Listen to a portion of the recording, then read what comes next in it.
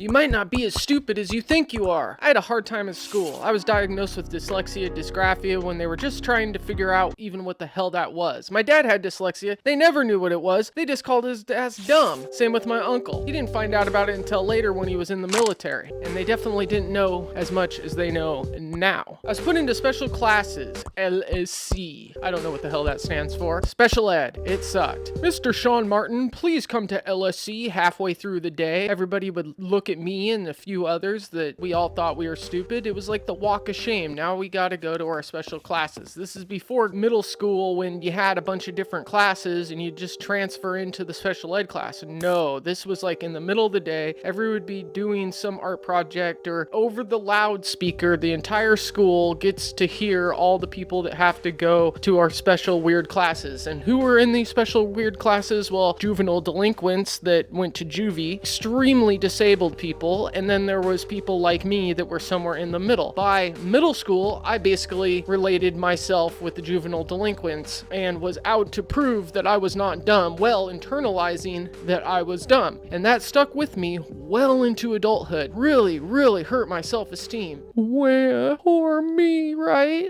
There was a boost somewhere in the middle when I was like 11, and my mom is a good mom and actually looked for lots of solutions. And when they told her that I would never learn to read and write, she told them, "Fuck you, bitch." Got me the help that I needed, because it turned out that I can learn. I can learn very well, actually. I just learn a little bit differently. And dyslexics, dysgraphics, they didn't know it then, but they do know it now, actually learn how to read and write in a different part of their brain than quote-unquote normal people. If normal people is even a thing, I'm pretty sure it's not, because I've never met anybody normal, and I've met a lot of people in the world. Now, there's people that learn in the book ways, and there's people that learn artistic ways and visual ways, kind of like I do, or I respond well to audio stimulus. But when it comes to the pen and paper, and which is funny because I'm a writer now. I like write all the time. It's all just misspelled, and thank God for computers and spell check, because they're my best friend. I saw this whole thing about how like Japanese computers work, and you can like pick your different spellings, kind of like spell check does on Google, except like way more. And since like the 70s, I wish we had like a program that did that better here. And everything's like spelled phonetically, because their whole thing was like pictures, and there were so many different, I don't know.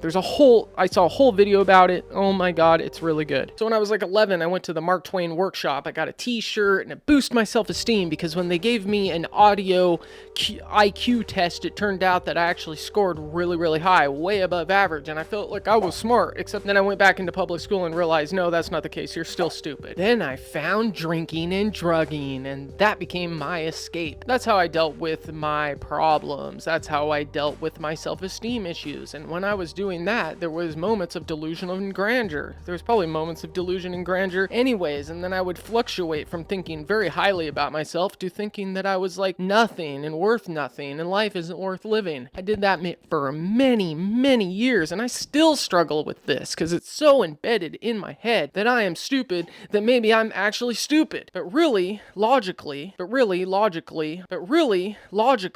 not stupid. You can logically understand that you're logically one way, and then also internalize something else. It's interesting how emotions and the way your brain works are two completely different things. Especially when something was embedded in your childhood, it's hard to like reprogram yourself. And with drinking and drugging, escaping reality, and not dealing with my emotions, I postponed the process for many years. It's funny because in my 20s, I thought so lowly about myself, but I was gaining skills. I learned a bunch of stuff on construction sites, and I've always been good with communicating how I feel and communicating in general with people. I never used that for anything productive. I just rolled around in circles not knowing what I was gonna do. Man, this was not a fast process. This was a slow, grueling, long process. Once I got clean, it wasn't like I just woke up the next day and was like, hey, I love myself. I learned to love myself very slowly, and in doing so, I started sparking the old interests that I had. I wanted to build a computer just because I wanted to see if I could do it, and it turned out that it was easier than I thought it would be. Once I built my computer, I built my dad a computer. Getting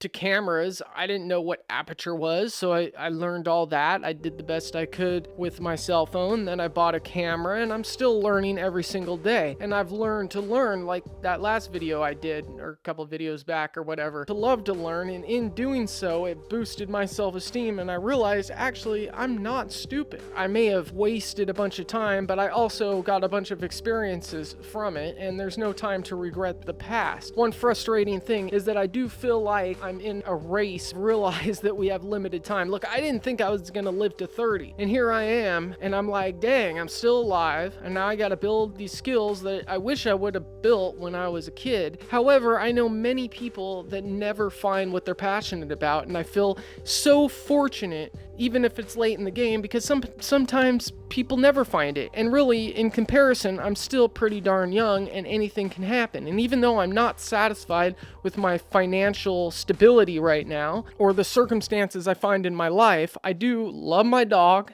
I have a great family. I'm not homeless. Things could be very much worse. I am eternally grateful for where I'm at right now, and I know in a year, everything could be totally different. Things could be way better, they could be way worse, or they could be exactly the same. I really envy young people that know what they want to do. And what a weird thing to ask young people, but it's true. If you know what you're going to do, then you can have a goal to go do it. It's just keep going and hope for the best. It really drives me crazy in this society. It's hard if you didn't come straight out of the womb with a certain goal and just went for it your whole life. And then there's so many of us that have to start over in our late 20s, early 30s, finally know what our passions are. We finally know what our goals are, but now we have like limited time, and it doesn't look good on a resume, and people judge you. Thank God I don't have a criminal record, because I have friends with criminal records, and they're never ever gonna not be judged by that. There's many different ways to learn, and if people didn't learn differently, if people didn't function differently, then the world would fall apart. If we all wanted to do the same thing, if learned the same way and acted the same way, it'd be a bunch of robots, right? You need different types of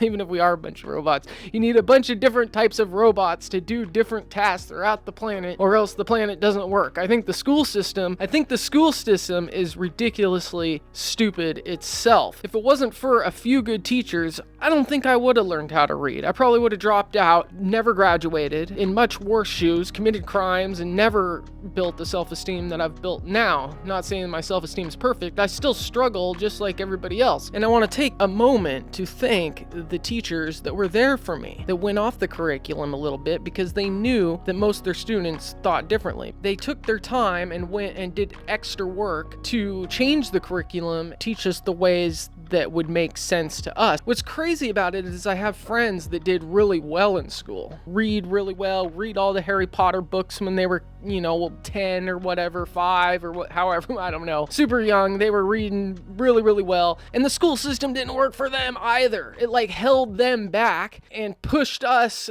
in a way that our brains didn't work. School system in America has a long way to go to accommodate different ways of thinking. Why didn't they ever teach us how to do taxes? It's made in like this way. It's like 1940 and everybody works in factories, and they're making kids like a factory to work in factories. There's 7 billion or more, 8 billion, ridiculous amount of people on this planet, and I'm sure there's at least 1,000 million different ways to learn and combinations of it. I mean, maybe it's upside down world. You're smart and they're stupid. Stupid is smart, and smart is stupid. I'll see you in the next video, or I'll see you in the next live.